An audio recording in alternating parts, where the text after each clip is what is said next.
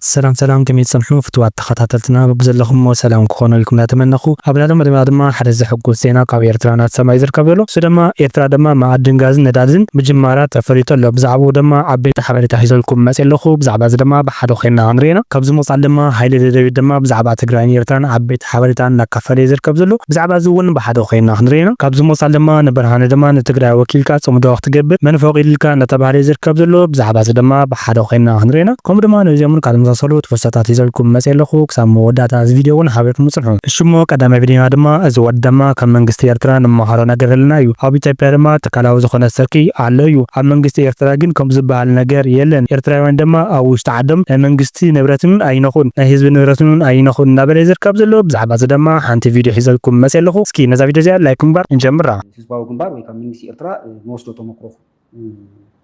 علو زولنايو تايو حدا أبي إثيوبيا ويا أب تجري تكلاو زخنا سرق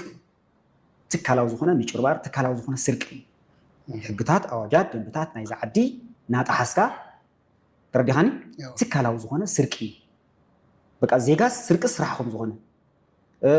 أبي أتوعي منجستي سرق سرحهم زخنا بكوفورت أكشن إنترنالي أكسبت جيروم سلتاو بزخنا من قدي استراتيجيكاو بزخنا من قدي ناي حزب ناي منجستن حافتو زرقن زيرقن ريسورس مالك ناتا سرقه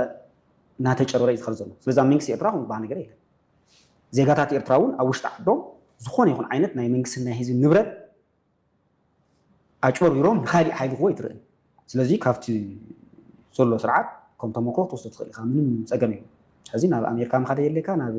ካሊ ዓደ ምኻደ የለካ በዚህ አንፃር ክትርዳእለይ ካላይ ኣብ ናይ ሃገሮም ላዕላውነት ገለጥ አይዳዱ ማለት ኤርትራን ተቋም ተሎ ኣብ ውሽጢ ሀገር አለው ካብ ሀገር ወፃውን አሉ ስለዚህ ኣብ ጉዳይ ላውነቶም አይዳራሉ ኣብ ውሽጢ ትግራይ ግን ንኸብድኻ ክትብል ንስልጣንካ ክትብል መንነትካን ባህልኻን ክብርታትካን ናይቲ ማለት ናይ ሎምን ቃልስኻ ኣሕሊፍካ ንናይ ባዕልኻ ክብርን ስልጣን ክትብል ወለዶታት ዘካይድዎ ቃልሲ ሓንሽሽካ ናይ ምኻድ ባህልን ልምድን ኣብየሎ ኣብ ትግራይ ኣብ ኤርትራ ከም የለ سامبل كموسننا بقدر ما نسنا قرقوا سامبل نامنت أمان الياسو حدا كافتم لوط دليلتي إرتراوين جن بزعبا لونت إرترا جن يدرى زخون يكون ناي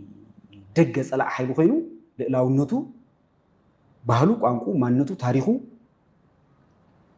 أسميت كهون لو جزاته بزخون يكون حيلك دفر جن يدري كم حدا والكسائز لكازله even كم كالو تتابعتي ናይ ኤርትራ ተጣባቅቲ ዘለዉ ኣካላቱን ኣብዚ ካብኦም ክንወስድ ንኽእል ኢና ዝብል ሓሳብ እዩ ዘለኒ ዲፕሎማሲያዊ ኩነታቶም ናይ ኤርትራ እንታይ ይመስል ኢኮኖሚያዊ ኩነታቶም ናይ ኤርትራ እንታይ ይመስል ሱ ንኤርትራውያን ዝምልከት ኣባና ዝተሃነፀ ኢኮኖሚ እንታይ እዩ ዝመስል ክትፍትሽ ትኽእል ኢኻ ዝበዝሕ ናይ ደገ ብልቓሕ ረዳኽና ብናይ ደገ ናይ ዝተፈላለያ ዓለም ለኻዊ ትካላት ልቓሕ ዝተሃነፀ ህንፃታትን ዝተሰርሐ ስራሕቲ زيخا فراساي وشتخا ماخل زي جبره وشتخا زي رأي كوشتين أو دقة زي فلفلة تحساسبان تكالات الحرزي هانس كأخنكا فراساي قبل الموصل لما مجوي حيل لما مسير تراخون مسامح حراخون بس أنا ممكن نبر إن عندنا نبلزر كابزلو بزعبة زي لما حنت فيديو حيزلكم مسيلكم سكي نفتا فيديو كشفكم عربيكم بسمين مش كلهم هزوتات بسلام كنبر ندل هزوينا يردلنا مش كله مسامح حرايو مش إرتراوي مش عفارو مش ملا نا إثيوبيا هزبتات مس بمعراب مس سودان سخونة هزبي سلاماوي هيوت ندل هزبينا ناي سلام هزبينا تقال حاميرنا هنبر جن تخبابير كاي موتنا خبرنا موتكم كنا خبرلكم تحقاقزنا نبريت قداي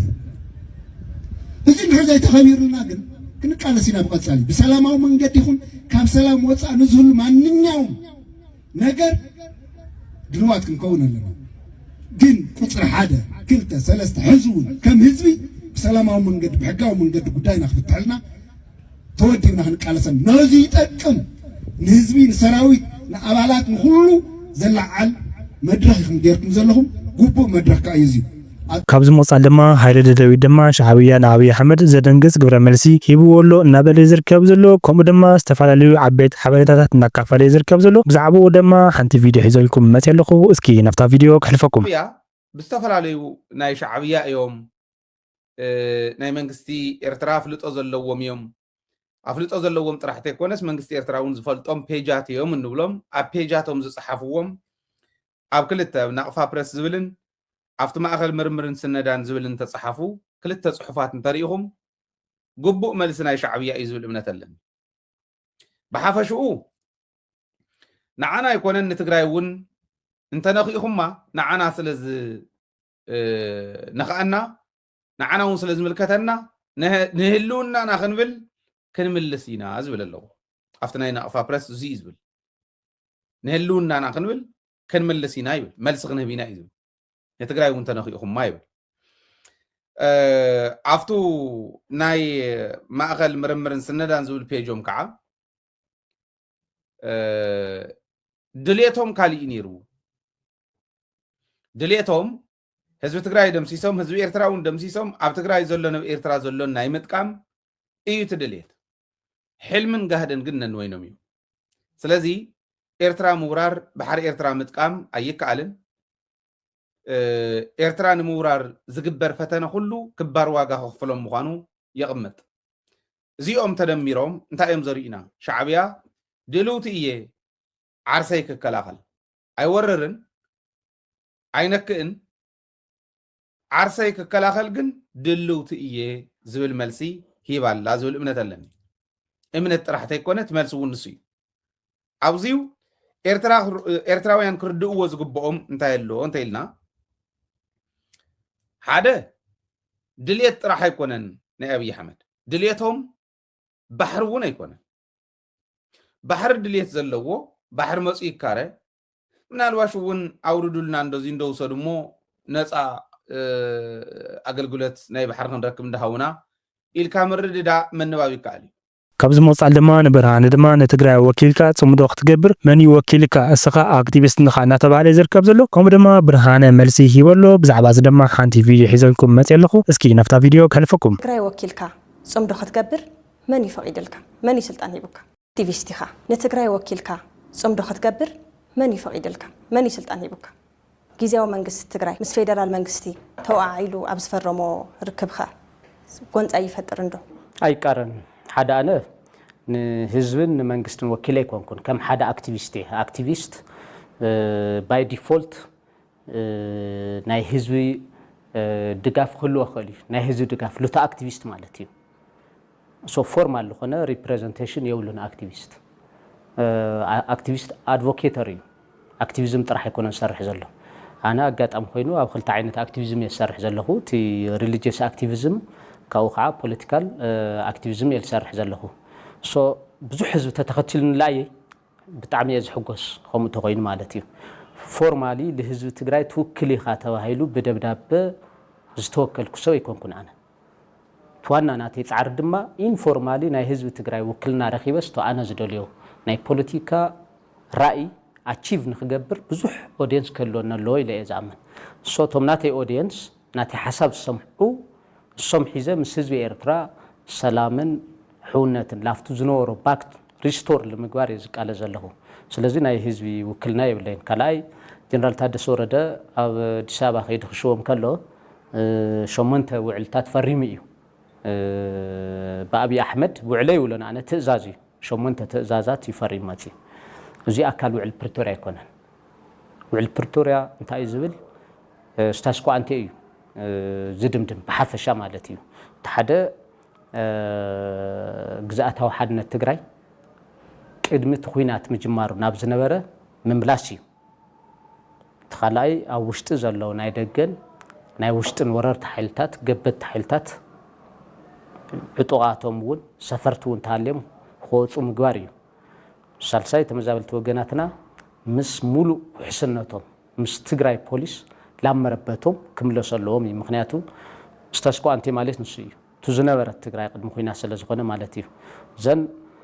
ሂማኒታርያን ኣክሰስ ፋሲሊቲስ ብምሉእ ምፍፃም እዩ ካብኡ እንዳሓር ጥጡሕ ናይ ፖለቲካ ምህዳር ምፍጣር ኢሉ እውን ኣብ ዝመጽ መረጻ ጥጡሕ ናይ ሪፈረንደም ወይ ከዓ ናይ መረጻ ስነ ስርዓት ምትካል እዩ ዝብል እዚኦም ክሳብ ሕዚ ምንም ኣይተፈጸሙ ወላ ሓንቲ ዝተፈጸመ ነገር የለ ክሳብ ሕዚ ውዕሊ ፕሪቶሪያ ብናቴ ነል ኤንድ ቮይድ ኮይኑ ኣሎ ማለት ካብዚ መጻለማ ሓደ ዘሐጉስ ዜና ካብ ኤርትራ እናሰማዕ ዝርከብ ዘሎ እሱ ድማ ኤርትራ ድማ ማዕድን ጋዝን ነዳድን ምጅማራ ተፈሪጠ ኣሎ ብዛዕባኡ ድማ ሓደ ሓበሬታ ሒዘልኩም መፅለኹ እስኪ ናብቲ ሓበሬታ ከልፈኩም ዝርከብ ዘሎ 18 ኩባንያታት ናይ ዳህሳስ መደባትን እናካየዱ ይርከብሎ ብተወሳኺ ካልኦት ኩባንያታት ኣብ መዳይ ነዳድን ባህርያዊ ጋዝን ዝነጥፉ ኣብ ኤርትራ ዳህሳሳት ንኸካይዱ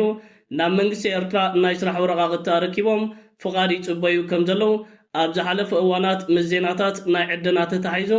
ናባኹም ኣቢልናዮን ኣቕሪብናዮ ነርና እዚ ሕጂ ምስ መዳይ ባህርያዊ ጋዝን ነዳድን ተታሒዙ ዝወፅእ ዘሎ ጸብጻባትን ዜናታትን ኣብ ታሪክ ኤርትራ ሓንሳብ ከምዚ ዓይነት ዳህሳሳት ከም ዝተኻየደ ኣብ ገማግም ቀይሕ ባሕሪ ኤርትራን ማያት ቀይሕ ባሕርን ልዑል ባህርያዊ ጋዝን ከምኡውን ነዳድን ከም ዘሎ ከም ዝተረጋገፀ መንግስቲ ኤርትራ ብዝተፈላለየ ምክንያታት ነቲ ኣብ ማያት ቀይሕ ባሕሪ ዝርከብ ዕቑር ባህርያዊ ሃብቲ ናይ ትሪልዮናት ዶላራት ዝግመት ክሳብ ሕጂ ክምዝምዞን ኣብ ጥቕሚ ከውዕሎን ከም ዘይከኣለ ሕጂ ግን ግዜኡን ሰዓትን ኣኺሉ መንግስቲ ኤርትራ ከምዚ ዓይነት መደባትን ፕሮጀክታትን ብምሓዝ ምዝተፈላለዩ ኣገደስቲ ኩባንያታትን ሃገራትን ብምትሕብባር ዳህሳሳት ንምክያድን ነታ ኣብኡ ዝርከብ ባህርያዊ ሃብቲ መዝሚዝካ ኣብ ጥቕሚ ህዝብን ሃገርን ንምውዓሉ ምንቅስቃሳት ጀሚሩ ይርከብ ኣሎ ኤርትራና ዘላቶ ኣቀማምጣ ብፍላይ ከዓ ማያት ቀይሕ ባሕርን ገማግም ባሕሪ ናይ ኤርትራ ልዑል ባህርያዊ ሃብቲ ዘለዎ እዩ ጎረባብትን ሃገራት እንተዳሪናየን ከም በዓል ሱዳን የመን ስዑድ ዓረብ ልዑል ዝኾነ ነዳድን ባህርያዊ ጋዝን ዘለዎን ሃገራት እየን ማያት ቀይሕ ባሕሪ ኤርትራ ብቐጥታ ምስ ማያት ዝተተሓዘ ኣቀማምጣ እውን ተመሳሳሊ ስለ ዝኾነ ከምዚ ዓይነት ባህርያዊ ሃብቲ ክህልዎ ዝለዓለ ተኽእሎታት ዘለዎ ገማግም ባሕሪ እዩ መንግስቲ ኤርትራ ነዚ ዳህሳሳት ኣካይዱ ኣብ ሓፂር እዋን ናብ ዕደና ክሰጋገር ዝለዓለ ተኽእሎታት ከም ዘሎ ኣብዚ ጸብጻቡን ብተወሳኺ ሰፊሩ ይርከብ ኣሎ እቲ ኣዝዩ ጽቡቕ ነገር ዝተባሃለ ናይ ኤርትራ ነዚ ዘለዋ ባህርያዊ ጸጋታት ክትምዝምዞ እንተደኣ ኽኢላ ኤርትራ ኣብ ቀንዲ መስመር ናይ ማያት ቀይሕ ባሕሪ ስለ ትርከብ ብቐጥታ ነቲ ዘለዋ ጸጋታት ናብ ዕዳጋታት ዓለም ክተቕርቦ ዝለዓለ ዕድላት ስለ ዘለዋ ካብ ካልኦት ጎረባብቲ ሃገራት ነቲ ዘለዋ ጸጋታት ንዕዳጋታት ዓለም ብዝሓሰረን ተመጣጣንን ዋጋ ክተቕርቦ ሰፊሕ ዕድላት ከም ዘለዋ ሽሞ ፍትዋት ተኸታተልትና ናይ ልምዓት ነበረና ሓበሬታ ነዚ ምስ ነይሩ ክሳብ ቀጻሊ ብሓድሽ ዝንረኸብ ንቪድዮ ምሳኹም ላይክ እምበር ከይትርስዑ ሰናይ ግዜ